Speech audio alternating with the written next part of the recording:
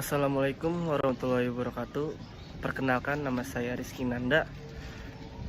NIM saya 207025015. Di sini saya akan memperesum penjelasan yang pernah disampaikan oleh Pak Agung, mata kuliah Ekonomi Moneter dan Kebank Sentralan. Yang pertama, saya akan membahas tentang modal bisnis. Apa itu modal bisnis? Modal bisnis itu adalah membedakan antara satu bisnis dengan bisnis lainnya. Yang membedakannya adalah ada dua. Yang pertama ada target customer, yang kedua ada tempat. Yang membedakan modal bisnis itu bank, rekening, giro, deposito, kalau non banknya atau BPRS atau lembaga simpanan. Deposito dan rekening hanya untuk simpanan saja, tidak untuk bisnis. Dan rekening giro untuk pembayaran atau usaha atau bisnis. Syaratnya yang pertama mempunyai surat izin usaha. Yang kedua mempunyai NPWP. Retailnya langsung melayani konsumen atau kebutuhan kunjungan, contohnya Alfamart, Indomaret, dan memiliki skala yang tinggi. Model bisnis bank terbagi ada dua. Yang pertama ada BPRS, yang kedua ada bank umum. BPRS ini tidak ada sistem pembayaran, kalau bank umum ini ada sistem pembayarannya. Yang menciptakan sistem pembayaran adalah unsur negara memfasilitas jual beli, atau jual beli adalah perpindahan barang dan jasa. Kalau lembaga yang berperan yaitu BI atau Bank Indonesia. BI ini aja adalah bank sentral. Bank terdiri ada dua. Yang pertama bank sentral, yang kedua ada bank komersil. Bank sentral itu contohnya ada Bank Indonesia, Amerika Federal Reserve, English Bank England, yang tugasnya untuk moneter atau uang, menciptakan uang, mengatur uang yang digunakan sebagai alat pembayaran. Yang kedua ada komersil. Komersil ini bank umum atau BPR. Kalau umum itu contohnya syariah konvensional. Kalau BPR ini syariah konvensional, sama aja. Komersil ini tugasnya mencetak uang untuk pembayaran tunai atau non tunai, tunai logam atau kertas, non tunai atau cashless. Dan saya akan menjelaskan tentang edisi. Edisi itu apa sih? Edisi itu adalah electronic data capture atau alat perekam pembayaran.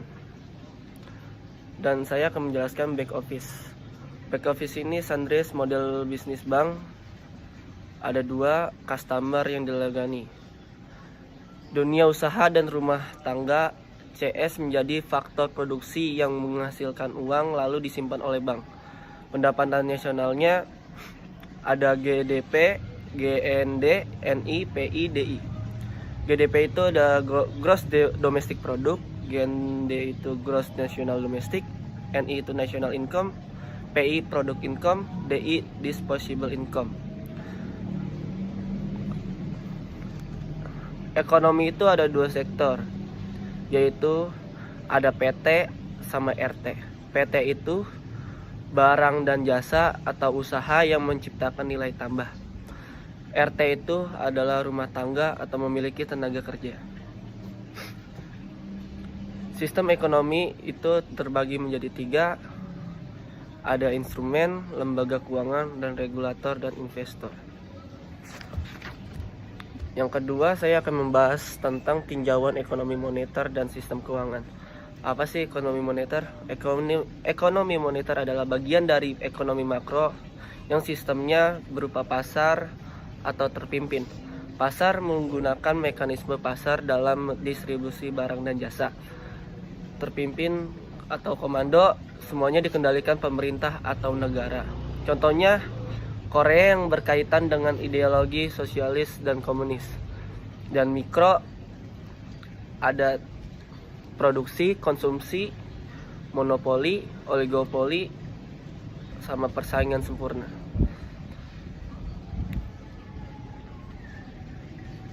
Ciri-cirinya adalah yang pertama beberapa produsen atau leader atau followers.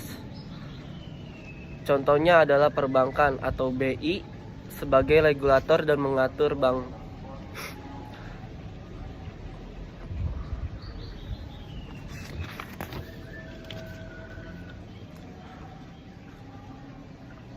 Followers adalah bank yang asetnya yang di bawah aset atau kekayaan neraca. Contohnya Bank Mandiri. Bank Mandiri itu asetnya kas, BI, dana pihak lain, pembiayaan, dan lain-lain.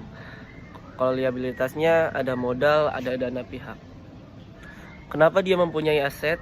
Karena modal dari pemegang saham memiliki monetary ekonomi, sistem keuangan, lembaga keuangan.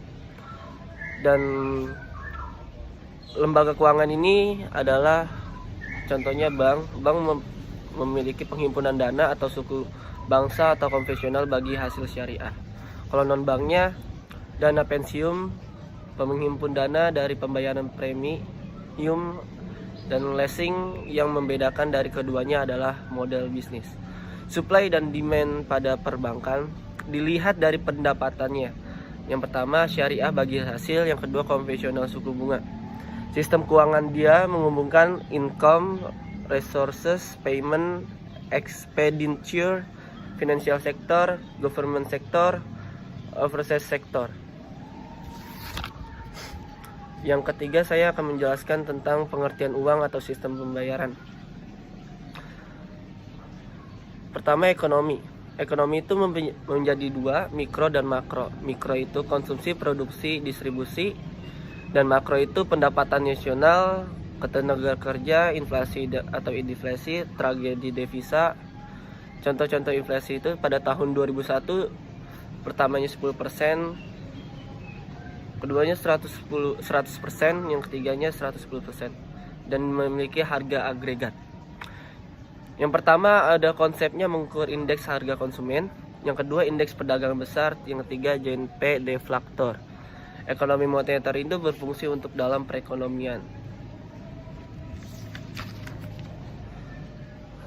Dan adanya sistem pembayaran, uang adalah sesuatu yang diterima secara umum untuk pembayaran barang dan jasa atau untuk membayar hutang sekelompok aset dalam suatu perekonomian di mana produksi menggunakan secara teratur untuk membeli barang dan jasa dari penduduk yang lain. Sekelompok aset yang berfungsi sebagai sebuah media pertukaran ekonomi.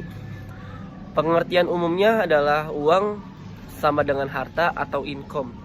Pengertian menurut ahli ekonomi atau economics, uang adalah money supply atau penawaran ulang, jumlah uang yang berada atau beredar perekonomian. Uang berarti mata uang, rekening bank, atau bentuk lain yang digunakan untuk melakukan pembayaran. Contohnya e-money. Harta berarti kumpul sebagai kepemilikan yang berfungsi sebagai penyimpanan, store of value. Income berarti harus pendapatan persatuan waktu. Konsep uang ini terdiri dari tiga, ada uang, ada harta, ada income. Uang ini konsep uang, jumlah uang pada tanggal 31 Desember sebesar 100 miliar. Harta, uang plus aset lain. Fungsi uang dalam perekonomian, yang pertama fungsi uang adalah landasan yang digunakan oleh ahli ekonomi untuk mendefinisikan dan mengklarifikasikan uang. Yang kedua, inovasi keuangan mendorong evolusi uang. Yang ketiga, fungsi uang dalam perekonomian. Yang pertama ada alat ukur, kedua satuan hitung, dan tiga sarana penyimpan nilai.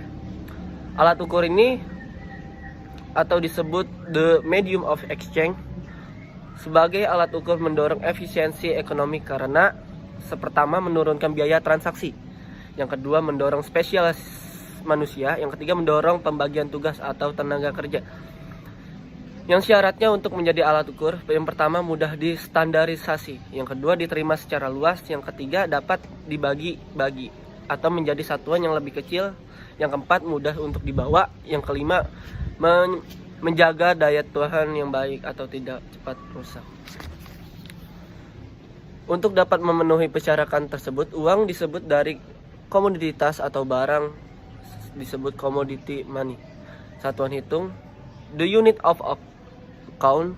Yang pertama, uang digunakan untuk mengukur nilai barang dan jasa dalam perekonomian. Yang kedua, tanpa ada satuan hitung yang disepakati, maka proses pertukaran atau jual beli dengan menggunakan saran penyimpanan nilai, a store of value. Menundaan konsumsi ke waktu yang akan datang, menjaga daya beli sejak diterima sampai pada saat digunakan. Aset paling diikuti dibanding dengan jenis aset yang lainnya. Saya akan menjelaskan uang komoditas atau uang logam atau coins, uang kertas paper money. Uang kertas paper money ini yang dimaksud adalah uang kertas atau logam yang di atas sebagai uang komoditas adalah karena dalam penerbitan uang tersebut dijamin didukung oleh komoditas lain seperti emas, gold, station system. Kandungannya yang ada dua. Yang pertama ada full bodied money, yang kedua ada representative money. Full bodied money ini nilai uang sama dengan nilai intrinsic komoditasnya. Yang representative money nilai uang lebih besar dan nilai intrinsic komoditasnya rendah. Uang fiat ini berarti dekret atau keputusan yang mempunyai kekuatan hukum. Fiat money melalui keputusan yang berkekuatan hukum oleh negara atau pemerintah ditetapkan sebagai alat pembayaran yang sah atau legal tender. Negara harus memastikan tidak ada pemalsuan. Atau ketika penerbitan uang fiat, pemerintah akan mendapatkan keuntungan finansial. Fiat money dalam bentuk uang kertas dan koin disebut juga uang kartal. Sistem pembayarannya adalah metode atau cara untuk melakukannya transaksi dalam suatu perekonomian. Yang kedua, sistem pembayaran berevolusi penjalan dengan perkembangan uang dan kemajuan sistem keuangan. Evolusi sistem pembayaran ada dua. Yang pertama ada commodity money, yang kedua ada fiat money. Commodity money ini adalah sistem pembayaran yang pertama berkembang dalam peradaban manusia. Yang kedua, fiat money, perkembangan dari uang komoditas yang tidak lagi dijamin oleh logam berharga seperti emas. Itu saja yang saya sampaikan, kurang lebihnya mohon maaf. Wassalamualaikum warahmatullahi wabarakatuh.